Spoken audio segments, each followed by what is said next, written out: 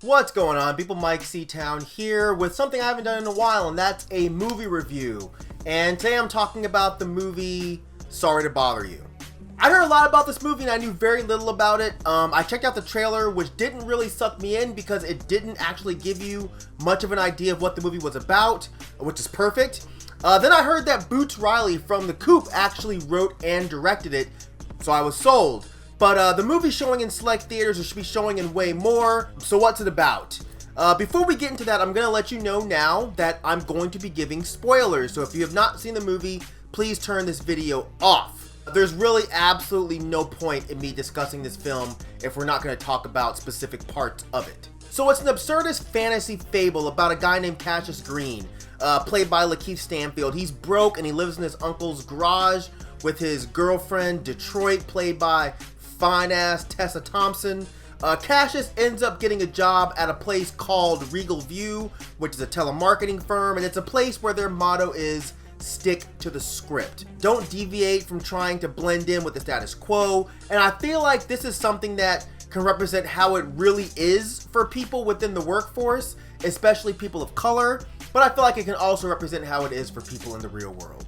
He's not doing a great job until he talks to Langston, who's played by Danny Glover. Side note, I'm sure it's meaningful that this character's name is Langston. I'm sure it's a reference to Langston Hughes. I'm not exactly sure what the correlation is there yet, but Langston tells Cassius that the only way for him to move up at this company is to use his white voice. Using your white voice is said to be using a voice that's not just sounding like a stereotypical white person, but more so the voice of a person who has no cares. The white voice is said to be calming to people. It makes them feel like you're on their side, and of course, once Cassius does this, he starts selling like crazy.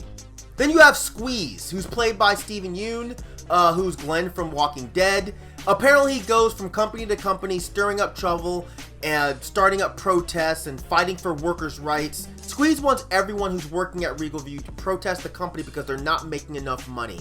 And this, I feel like, is where things start to get interesting, because at the same time as the protest, Cassius starts moving up at the company. So this to me represents the company seeing how important Cassius was to the company itself, but also to this revolution that's building up. So they think it's a really wise move to remove him from that group and move him upstairs in the building. This is where Cassius becomes a power seller under the guidance of Mr. Blank, which, speaking of, I'm not entirely clear on why Mr. Blank had no name. I'm assuming it's a metaphor for losing your identity when you reach the top of a company like this. You know, you spent so long sticking to the script and faking the funk that you're no longer a real person. Once he's a power seller, he finds out that the main client of Regal View is a place called Worry Free. And Worry Free is a place where you don't have to worry about anything like food or anything like rent, because it's all taken care of if you just move into this place, which is clearly like a jail or a plantation, because while you're there, you're participating in slave labor. But the ads try to entice you by making it seem like this is the most logical solution to your life's problems. Just like participating in crime in the real world seems to be a lot of people's only solution to their life's problems, only to end up as a part of a system that will use you and abuse you to their liking.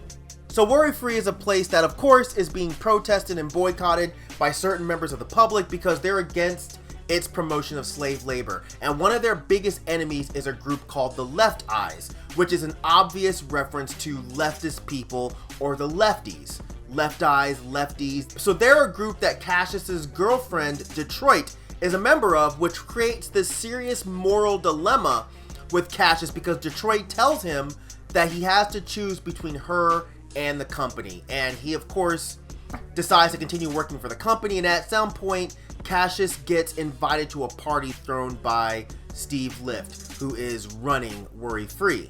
And it's here that things get really fucked up, alright? Cassius finds out that Steve Lift is not only promoting slave labor, but he's also creating these horse people. And I think that this might be where the film totally lost a lot of its audience, but it was very clear to me what the point was. Steve Lift creating horse people, or Equisapiens, it represented the workhorse, you know, someone that the company can work to death like a horse. And I found it really interesting that it's only after going on a show called I Got the Shit Kicked Out of Me that Cassius is able to get people to believe what's happening.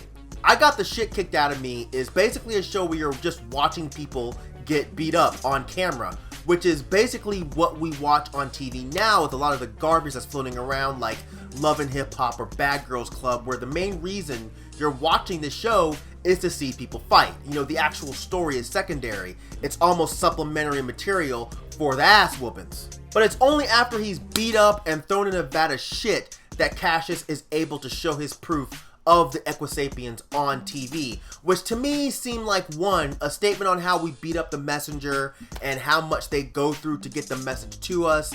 Also, two, it seemed to be a drawback to how we tend to watch these horrible things going on in the world, but we really don't care because we're only interested in the entertainment factor of it all. But Cassius is able to organize this huge protest that prevents people from even going into the job, and it's after he's captured by the police that he's then rescued by the escaped Equisapiens. They all escape, but in the end, nothing really changes. The company's free to continue doing what they're doing, but the mindfuck is when we realize that the coke that Steve Lift gave Cassius while he was in his office is in fact the stuff that turns people into Equisapiens, which I kind of expected, to be honest. But the movie basically ends with Equisapien Cassius and the other Equisapiens bursting into the home of Steve Lift to fuck him up, and we assume to get the serum that will turn them back into regular humans. So the ending. I saw a lot of people had a huge problem with the ending. They thought it was just too weird, and I'm actually on the opposite side of the fence. I feel like when you're making a point like Boots was trying to make, sometimes you have to commit to being as out there with the delivery as possible. You know, if you're making the audience figure out what you're trying to say, the payoff will be much larger for them.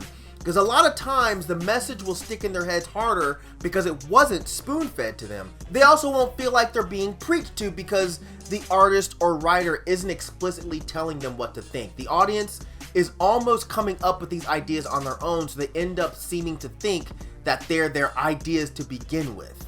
I thought the film was an amazing critique on capitalism, you know, how companies treat people like they're not actually human. You know, the point is explicitly driven home there, and I think the discussion of racism here is a really interesting one, and it's not one that's fairly typical. You know, the idea of the black man being forced to pass as something other in order to make it in the business world. And I thought it was really interesting that it even tackles the idea of the standard white man not being good enough. You know, even the average white guy's white voice may not be good enough to get him promoted. So white is no longer just the standard, but there's this exaggerated version of white that has become the pinnacle of success that some white people can't even attain. Like, it's really crazy. There were other ideas here that I thought the film tackled quite nicely. I love how they referenced the girl who signed $1 million deal because she went viral from a video, which happens now with a lot of rappers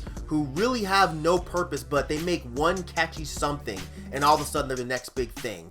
Or you have people like Bahad Bahabi who get notoriety from sounding like a living trash bag on Dr. Phil.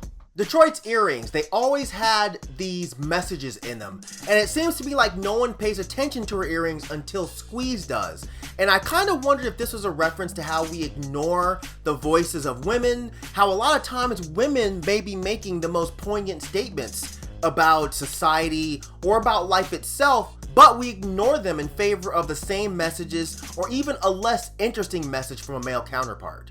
And speaking of Detroit, I found it interesting that she has to use her own version of a white voice when she's doing her art show. The art show where it's basically her being humiliated in front of a live audience. And then Cassius interrupts her to explain to her that she's embarrassing herself. And then a few scenes later, Steve Lift requests that Cassius rap at his party because, of course, every black man knows how to rap.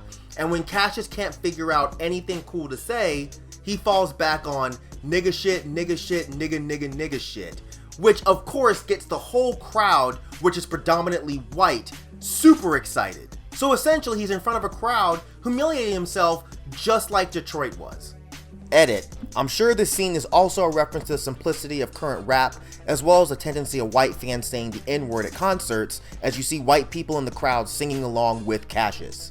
And something that goes back to what I was saying about the male and female dynamic, I thought it was interesting how once Cassius becomes a power caller and he's riding that elevator up to the fancy floor, the elevator voice, which is a woman's voice, is complimenting him on how much of a man he is and talking about his sexual competency, right? And I didn't really get it until I thought about it later. It's like how we men think of ourselves as the breadwinners and the money makers and the power movers, right? And that's surely what Cassius was feeling, that by moving up the ladder at this company, he was being the man that he felt like he was supposed to be. There are plenty of other themes and ideas that I could talk about here, but I've only seen the movie once, and this video is probably long enough. But I think the overwhelming message of the movie is to focus on our personal relationships with each other and not relationships with these corporations, and mainly to not stick to the script or the status quo, you know, to break molds, to be unique, to be ourselves, you know, all things that I feel like this movie does extremely well. So, if you guys have seen it, let me know what you think in the comment section down there. If you've not seen it and for some whacked out reason you sat through this video, thanks for watching, but go see the movie and then come back and drop some comments down there. Let me know about any themes that you think I missed. Let me know if you disagree with any of the breakdowns that I gave. But either way, I think this is a fantastic film that a lot of people should go see, and I'm really looking forward to talking about it with you guys. It's definitely one of my favorite films of the year. So, as usual, thank you for living, thank you for loving, thank you for being you, and I'll see you guys next time. All right, peace out, boy.